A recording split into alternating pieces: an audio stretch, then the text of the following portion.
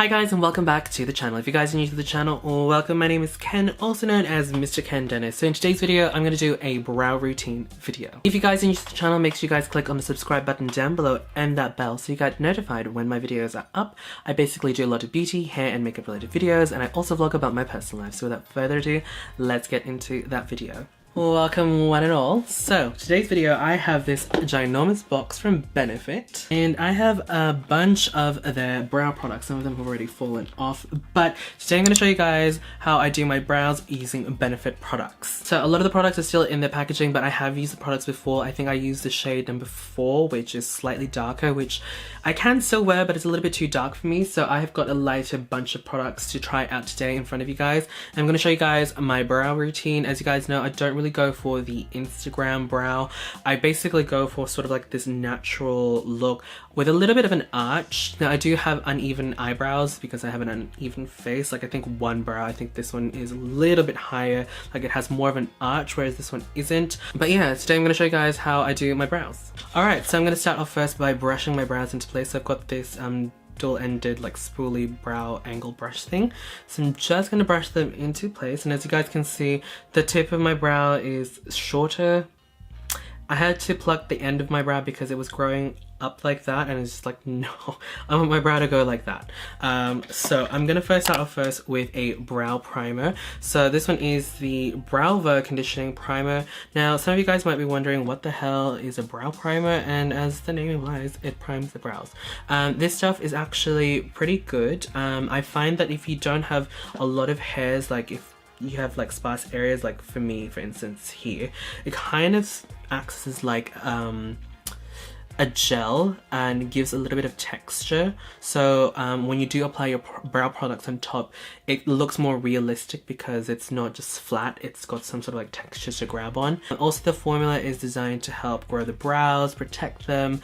To what extent, I'm not really sure. I haven't really used this product that long to know how effective it is, but in terms of its immediate effect, it definitely does give that texture to the brows. So today I'm going to be using the Foolproof brow powder, and I am in the shade number 3. This looks like that. It's pretty cute. It's also got like a little guide on how to use it. If you guys I don't think you can see it. So that's what it looks like. As you guys can see, the front part of the palette is lighter and the end part is darker. So I really like the design of this product because it's like lighter at the beginning of the brow and then darker at the tail, which is how most people would like to do their brows. I personally, like I said in the beginning, I do prefer sort of like a natural brow, so that definitely works out for me. I'm not a big fan of the applicator that it comes with. I do prefer using an angle brush, so I'm just going to use the angle brush and start filling my brow. Now at the beginning of the brow, I always start at the base, like the bottom part, sort of like draw an outline and then just sort of like pushing the product up.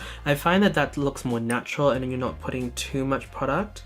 So I always do outline and then sort of like fill in the brow.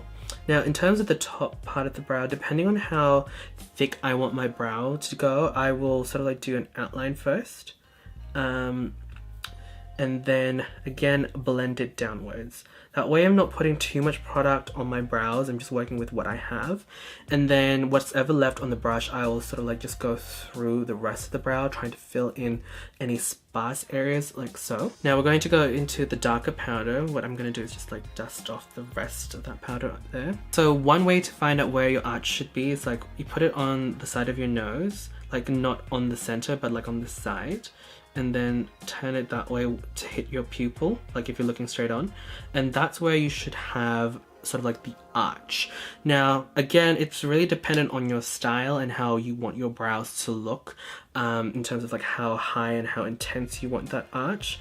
But I generally try and just keep with the natural shape of my arch as much as possible.